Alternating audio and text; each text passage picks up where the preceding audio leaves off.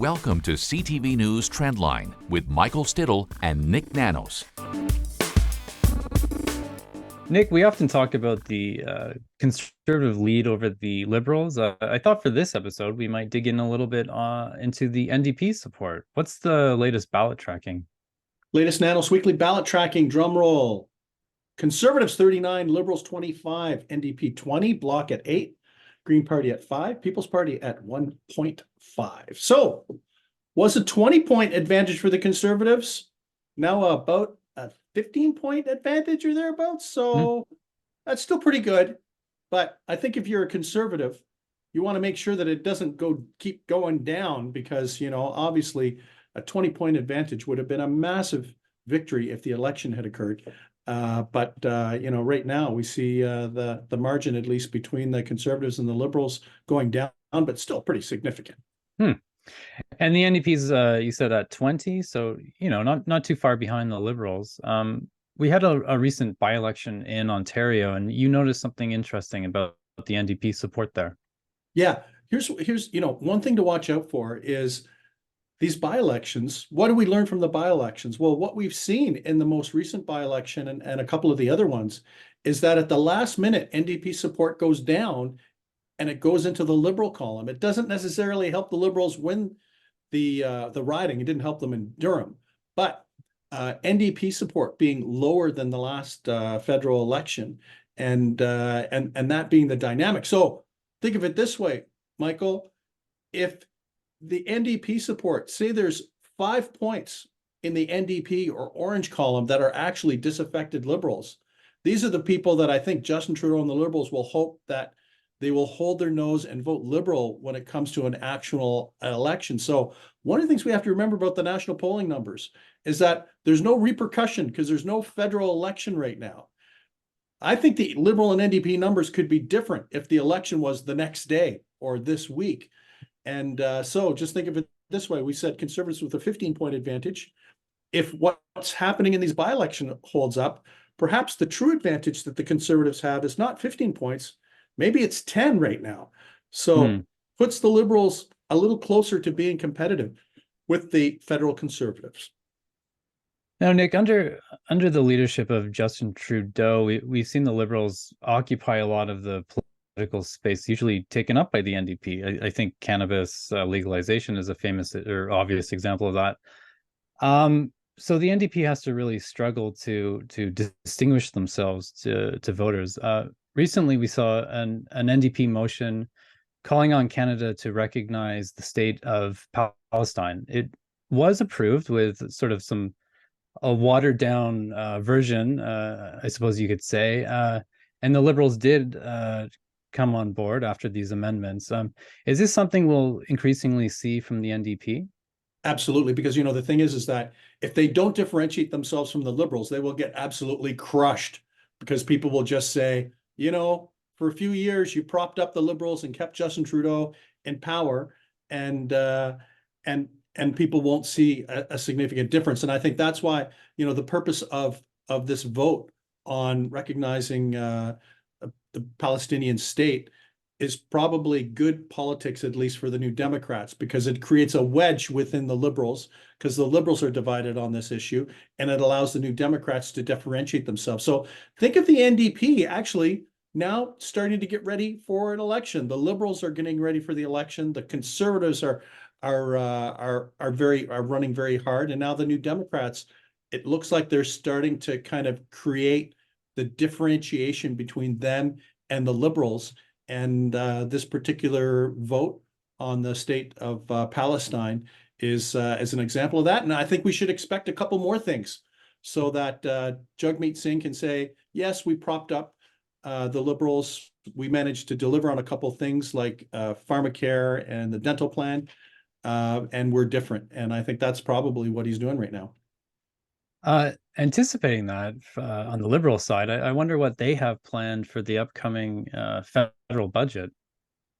Well, the thing is first of all, the budget is a confidence motion, so that has to get passed. The big question is this going to be an election goodie budget or something that's more restraint oriented?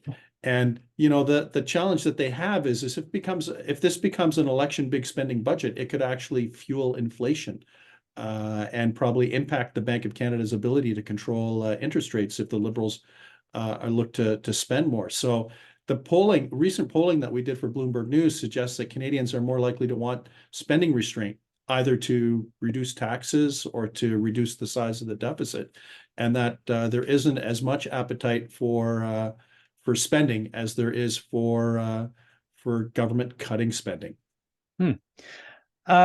Nik, obviously cost of living is a big issue for Canadians, and on April 1st we're seeing a carbon tax increase.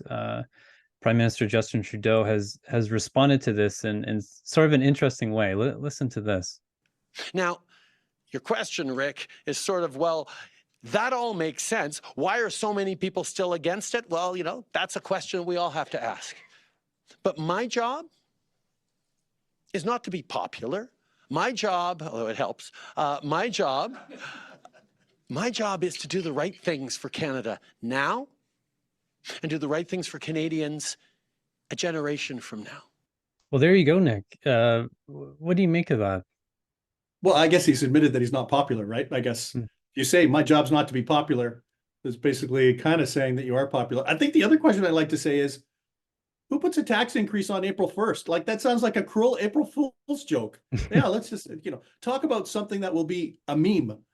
Liberals increase carbon taxes on April Fool's Day, except, people are not fools. What's happening right now is that, it's pretty clear. The Liberals know they're trailing the Conservatives significantly. Justin Trudeau is trailing Pierre Poilievre as the preferred prime minister. And why this is so important, is that it's not just a matter of the Liberals not being popular. People are blaming the government for the rising cost of living. In a survey that we recently did, we kind of identified what were the contributors, or who do you think is creating this problem, and about 31% of Canadians think that government spending, federal government spending, or increased federal government spending has been one of the main contributors to the rising cost of living. That's up 5 points since 2022. The Bank of Canada is at 9, so you could roll those two things together because they are both part of the federal government. So 4 out of every 10 Canadians either point their finger at the government or point their finger at the Bank of Canada as a contributor to the rising cost of living. Businesses come in at 26, and there are twice as many people are now blaming businesses and corporate greed compared to the past. So this isn't just about being unpopular. Part of that unpopularity that exists right now for the Liberals and Justin Trudeau, and things could change, but the current popularity relates to the fact that it looks like there's a significant portion of people that are directly blaming big government spending and the Bank of Canada for the current situation when it comes to the rising cost of living. So there's where you're at. Nik, we're going to take a quick break, but when we come back, a lesson from the late Brian Mulroney.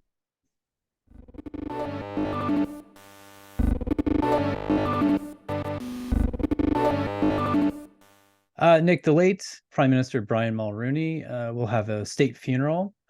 Canadians are paying their respects this month. I thought it might be interesting to look back at his surprise political victories and the lessons that they may offer to other political leaders of our time. And, like all politicians, he went through a turbulent time and turbulent times because, whenever you're prime minister, there's somebody doing something wrong or something going wrong all the time. And, we've been talking about, can the Liberals, who are behind right now by 15 points, can they turn it around under Justin Trudeau and hold on to power? And, what's interesting is that if we go into why don't we call it the trend line time machine, or we've got like a reverse crank that goes crank. We're still waiting for the sound effect on that one later in a later episode. Yeah. So if we look at the time machine, if we go back to 1988, Brian Mulroney was seeking re-election after his 1984 blockbuster victory. He was seeking re-election. It was the free trade election in 1988. He was actually trailing John Turner and the Liberals by about 6 points, and he turned it around. Brian Mulroney turned it around in the close of the campaign and won by 11 points. That is a 17-point gain that happened. And, so, when we look at, can numbers change? Absolutely. And the example of Brian Mulroney, who took what looked like could have been a defeat in 1988, and he turned it into a pretty impressive victory. We've saw that in terms of the recent election in Nova Scotia, where, Premier Houston was behind and he had a 13-point gain. And, we saw the same thing, if you remember, going into the archives with both Kathleen Wynne in Ontario and Dalton McGuinty, where it looked like they were written off and they won. So, maybe the one thing that we can learn from Brian Mulroney is that elections matter, and that a good campaign can make a significant difference, especially if your opponents are flat-footed or make a massive blunder. I think, yeah, for some of those, there were some self-owns, I suppose you'd say, with the opposition. I'm thinking in terms of that Ontario election against McGuinty, where the Conservative candidate made a promise about chain gangs, which I think was surprising. I think one of the big controversial policies had to do with changing how schools are funded, and at schools. And then for Tim Hudak, there was an issue related to his platform with some numbers that didn't reconcile very well, and caused people who, in both of those particular elections, I think it would be fair to say that people thought that the Progressive Conservatives and the Progressive Conservatives of Ontario were going to win. And I think people started the election saying, I'm never going to vote Liberal. I'm never going to vote for McGuinty or Kathleen Wynne. I'm not doing that. And they said that to the very end. And then it was like, I can't believe that I'm voting for insert Kathleen Wynne, insert Dalton McGuinty.